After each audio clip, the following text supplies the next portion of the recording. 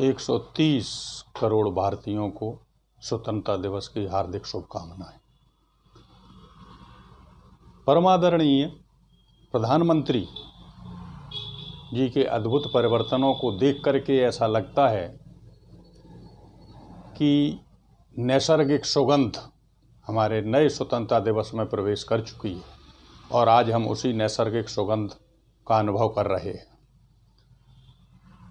क्योंकि इसके पहले पूर्व प्रधानमंत्री माननीय अटल बिहारी वाजपेयी जी ने लिखा था कि 15 अगस्त का दिन कहता आज़ादी अभी अधूरी है, सपने सच होने बाकी हैं, रावी की शपथ न पूरी है।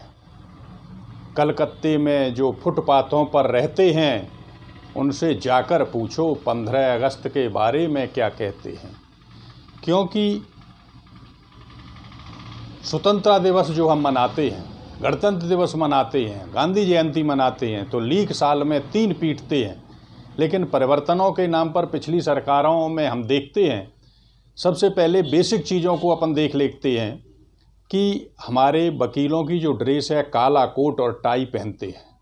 कोर्ट में जाकर के आप देखें टीन के सेट पड़े हुए हैं, मई जून का महीना है, लेकिन अंग्रेज़ों ने उसे चला दिया था, क्योंकि उनके यहाँ सर्दी होती है तो वो टाई बांधते थे, काला कोट पहनते थे। 75 सालों में या पिछली सरकारें जो हमारी थी वो हमारे ड्रेस में भी वकीलों की में परिवर्तन नहीं कर सकी जलवायु के हिसाब से।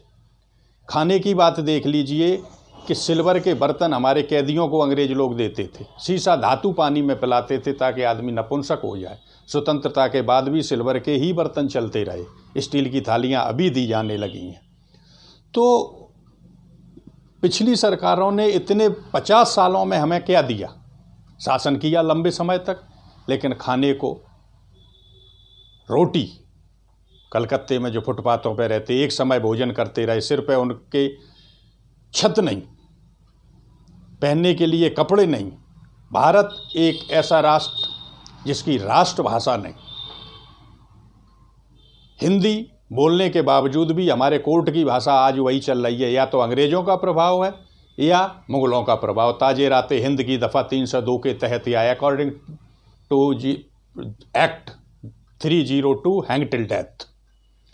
तो हम पूर्व में विश्वगुरु थे, लेकिन लॉर्ड मैकाले की 1935 में जब शिक्षा नीति लागू की गई तो क्या हुआ कि लॉर्ड मैकाले के अनुसार हम चलते रहे। और पूर्व में हमारे चाणक्य, अश्वघोष, नागार्जुन विश्वगुरु थे, तक्षशिला और नालंदा जैसे विद्यालय थे।